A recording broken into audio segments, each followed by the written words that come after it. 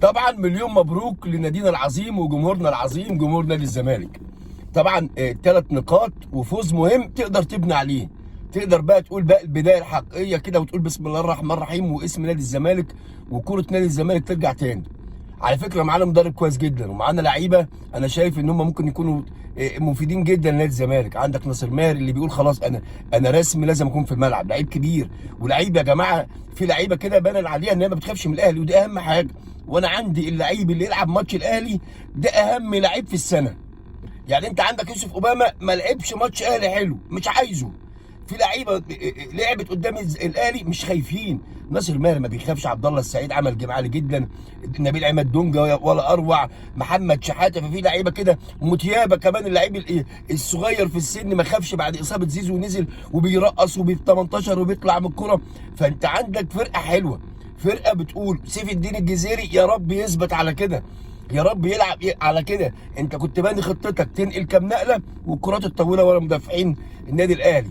لعب على محمد عبد المنعم وعلى المساحه ما بين محمد عبد المنعم ورامي ربيعه وعمل جيم عالي جدا ودخل. وطبعا شفنا الفار يعني ربنا يعوض علينا، شفنا الفار في كور كمان. كريم نيدفيد كان لازم يطرد. انا مش هتكلم غير على كريم نيدفيد، سيبك من كوره الجزيري، بس انا بقول كوره على الاقل زيزو لازم الفار يوضح قوي ويقرب ونشوف هل في دهس ولا ما فيش دهس. دي عشان ما باخدش في ضمير. انا ما بتاكد بعيني، بقول رايي، ما بتاكدش مهما ده قال ولا ده قال، انا ماليش الا عينيا.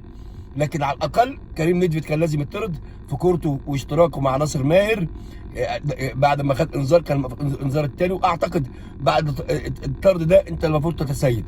معانا جوميز مدرب كويس جدا، مدرب بيقرا الجيم، واقف ازاي بيوجه لاعيبته، عارف ازاي اللعيبه. لعب دلوقتي ماتشين قدام النادي الاهلي، ماتش السعوديه عمل جيم عالي جدا.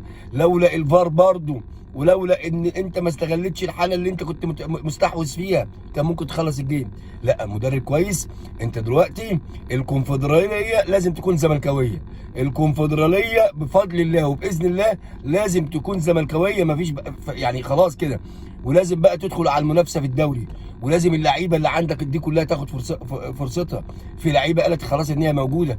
احمد حمدي ما كانش باين امبارح، يمكن عشان كان في اللعب كام نقله ويتلعب على طول كرات طويله.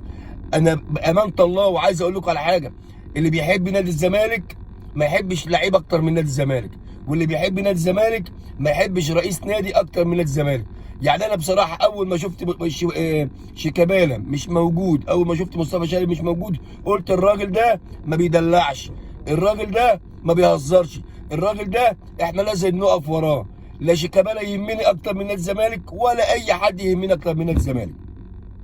فعشان كده انا اول ما لقيت شيكابالا مش في التشكيل اقسم بالله قلنا هنكسب، قسما بالله. انا اول ما لقيت الراجل ده مقعد مصطفى شلبي، مقعد بعد الحركه اللي حصل منه، قالوا ان في مشاكل حصلت في التدريبات مع شيكابالا وقعدوا وطلعوا بره التشكيل، قلت الراجل ده ذكر ولازم وعشان العدل ده ربنا يكرمه.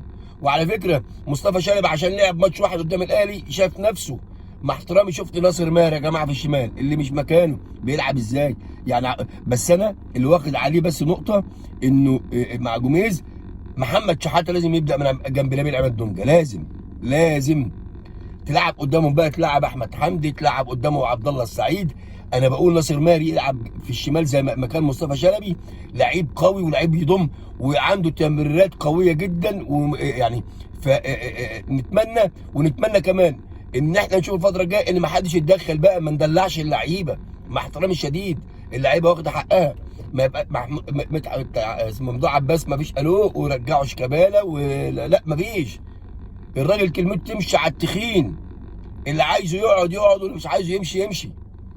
احنا كنا امبارح درب لعيبه الاهلي بعد المباراه، بيعاقبهم بينزلهم بعد الماتش يدربهم، حتى اللي لعبوا الماتش كامل لعبهم. فنتمنى يكون في اساس ويكون في ثواب وعقاب في نادي الزمالك وعندك جوده لعيبه حلوه.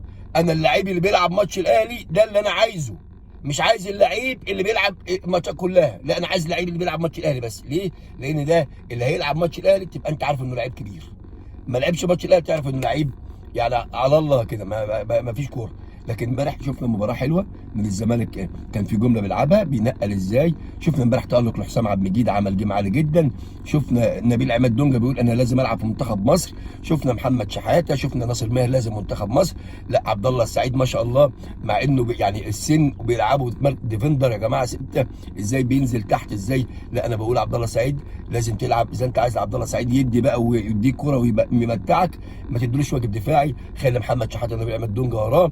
بس دي رؤيه مدرب لازم نحترمها. ناصر ماهر قال انا موجود، موتيابا قال انا موجود، حتى بعد اصابه زيزو انا بالعكس ما حسيتش بغياب زيزو. الواد موتيابا نزل لعيب واثق ازاي، عنده دور دفاعيه ادوار هجوميه. شفنا التغييرات اللي عملها امبارح. طبعا سيف جعفر نزل، بدأنا نشوف سيف جعفر كويس. الراجل ده مع الوقت هنشوف الدكه كلها والاسامي الكتيره اللي جت، وهيبقى عندك وتكمل بقى في كده في الدوري بتاعك وتحاول تنافس لاخر لحظه. ومع التعب واللعيبه الاهلي لسه هيقع كتير، بس الاهم انك انت تكسب بطوله افريقيا، وانك انت في الدوري بقى ما تخسرش وتكمل، لان مكسب بيجيب مكسب. وجمهورك ما فيش اعظم من كده. جمهور نادي الزمالك ده اجمل ما في منظومه نادي الزمالك. المهم مليون مبروك يا زملكاويه، الف مليون مبروك، ونشوفكم على خير. وسامحوني اذا كنت طولت معاكم او ان انا ما عملتش فيديوهات كتير الفتره اللي فاتت، بس ارجو ان انتم تشتركوا في قناتي الملعب 343. يمكن دي القناه الرسميه، يمكن ما فيش وقت ان اعمل هنا وهنا. المهم اذا عجبكم الفيديو لايك شير كومنت. السلام عليكم.